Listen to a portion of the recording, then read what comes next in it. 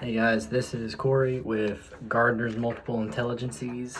I'm not quite sure which one that's supposed to be, and this is what happens when your computer dies and you forget your laptop charger at home.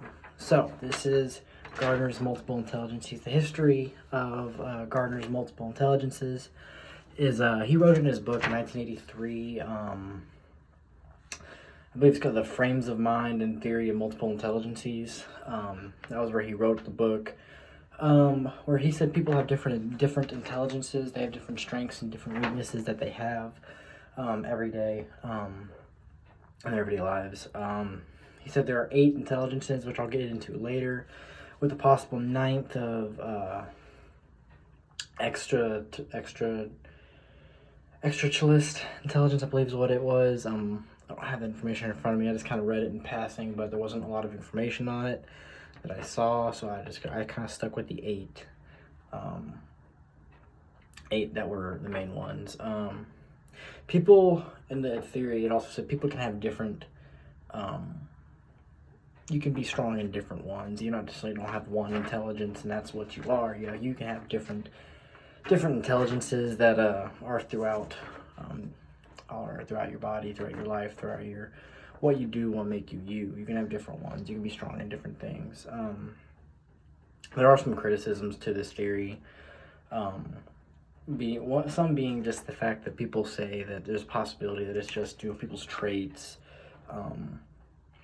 their abilities, the things that they already naturally can do that don't necessarily involve intelligence in that aspect. And then there's not a lot of supporting empirical data that follow this intelligence. There's not a lot that accompany it, not a lot that work.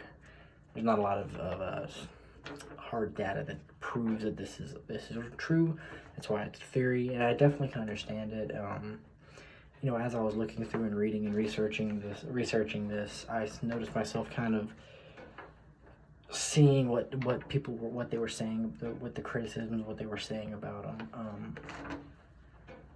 I definitely can understand that, because I was looking back at myself and I was like, well, I definitely see that in myself. I can keep a rhythm. I can remember song titles, but I'm not to say I'm necessarily musically inclined. I can't necessarily play instruments or anything like that. So I definitely see what they're saying, and it could just be someone's ability, something that they've taught themselves. So we're gonna get into it. The first one they talks about is visual spatial intelligence.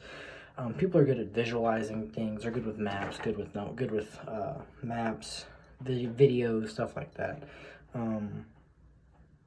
They're good at writing. They're good at puzzles. They're good at figuring things out. They're good at just visual spatial skills. That's what they're good at. And, they're visually inclined. Different careers that they also talk about that these people could have are more artists. They're engineers. They're people who can do things like that. They can see things and they can visualize it. The next one that he talks about is for the second one. So the first one is visual spatial intelligence. The second one is linguistic verbal intelligence. They use words. People who have this intelligence, they use words very well. They speak very well. They're good storytellers. They have good memory. They can do things like that. Their strengths are words and languages. Like I said, they remember things. They enjoy reading. They do things like that. And then careers that work well with this are more lawyers. They're more teachers. They go out and they do things like that. So linguistic verbal intelligence would be number 2. Number 3 is logical mathematical. They're good at people with this are good at reasoning. They're good at patterns. They're good at numbers. They're number people. They're problem solvers. They're mathematicians. They do stuff like that. I go with numbers. Accountants, mathematicians, people like that. That's number 3, logical mathematical. They're number people. Number 4 is bodily kinesthetic. These are more your athletes, more people good at dancing. They have good body movement, body control, good hand-eye coordination. That's why athletes are really good in this one. Actors, builders, they're good with their hands. They can do things. They're more hands-on learners as well, compared to other people. And I definitely resonate more with the bodily kinesthetic. I'm more of a hands-on person. I can do things very well hands-on. And so that was bodily kinesthetic. Number 5 is music, the musical intelligences. Again, this is what I was talking about earlier, not necessarily my strong suit as a whole. They're good with music. They're good with rhythm and songs and things like that. Obviously, you look at it. You could be a musician, a conductor, a music teacher, something along those lines if you're musically inclined, a musical intelligence. Number 6 is interpersonal intelligence. The people are good with others. They're good at communicating with others. That's their strength in life, that they go through life and they can communicate well with other people. Teachers have to be able to do this well. Salespeople, politicians, counselors. They have to be able to communicate well with other people, and that's what makes interpersonal intelligence very critical. You look at intrapersonal.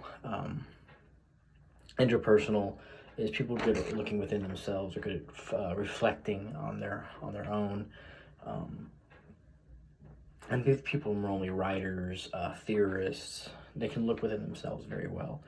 Number 8 is naturalistic. It's the newest one that they have. These people can, they go out in nature and they can notice when things are off in nature. They can notice when things are off around them. They're good at noticing things around them and changes. And then these are like biologists and people like that, where they can understand things going on around them. Something for me, that's just the background of it. Just to recap, sorry, dropped my paper. Number 1, again, just to go over the 8 again. Number 1, visual spatial intelligence. That's number 1. Number 2, linguistic verbal intelligence. Number 3, logical mathematical. 4, bodily kinesthetic. Number 5, music. Number 6, interpersonal. 7, intrapersonal. 8, naturalistic. Those are the 8 that Gardner talked about. Again, the 9th one, I couldn't find much research on that one. Existential. Not much research on that I could find personally. So I stuck with the main 8, the one that had the most research behind it. One thing that I know that we can apply this, especially for me I want to go back to high school and teach high school, is something we were taught about was differentiation in the classroom, and noticing that